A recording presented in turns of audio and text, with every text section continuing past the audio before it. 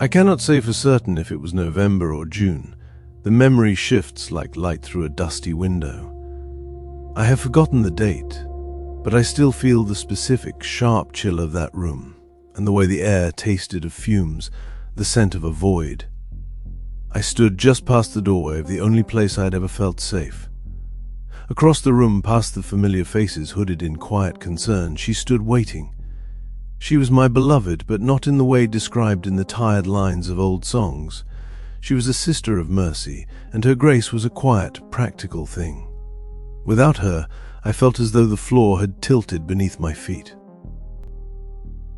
Perhaps it was the way the low light caught the line of her shoulders, or the silence that seemed to hold its breath for her, but I remember every detail of her face with a terrifying clarity.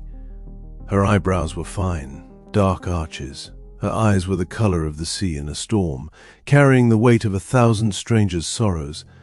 The curve of her mouth was a poet's dream, and at the same time a testament to the hard kindness required to look at suffering and not turn away. She was the only one who made sense in a city of misery. The room, crowded with the ghosts of people we used to be, seemed to pull away, leaving a vast, empty distance between us. Our story was not one written in the stars, nor celebrated with grand gestures. It was whispered in the quiet moments before dawn, in the comfort of silent understanding, and the ordinary sacrifices we endeavored to alleviate in others. As a sister of mercy, she didn't look for glory. She looked for the broken and the forgotten, bearing the weight of those who had finally let go. I remembered our first encounter, amidst the squalor and desperation of the city's forgotten corners. How her presence had been a beacon of hope in that bleak place, her hands gentle yet unwavering as they brought healing and compassion where none was thought to exist.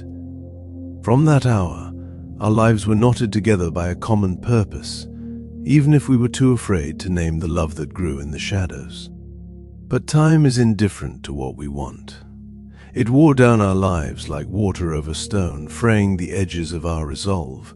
We found ourselves standing on the edge of a great divide, our responsibilities stretching the space between us until it was too wide to cross.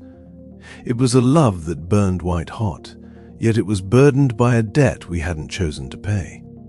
The room grew small again, the people around us fading into silhouettes as the reality of her leaving hit me like a physical blow. She had chosen to go, to find a different kind of silence in lands where the suffering never ended and the cries for help were lost in the noise. I could not be angry. Her leaving was the natural result of the very strength that had made me love her in the first place. With her gone, the world felt thinner, the colors drained, and the air lacked the resonance it once had. Our goodbye was silent. We didn't need words. We only needed a look, a promise to remember, and a quiet request for forgiveness for the distance we were about to put between us.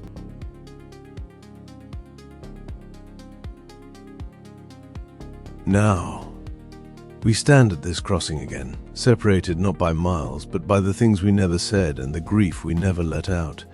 The room begins to dissolve, leaving only the ghost of what we were. She turns, her eyes finding mine across that long reach of regret. In her gaze, I find a strange kind of peace and a final sorrow, all tangled together. It was November, or perhaps it was June. The month doesn't matter now. In that moment, time simply stopped. All that remained was the truth of us, something that had nothing to do with the physical world. She was my only love, my sister of mercy, and in the depths of her eyes, I found both my rescue and my ruin.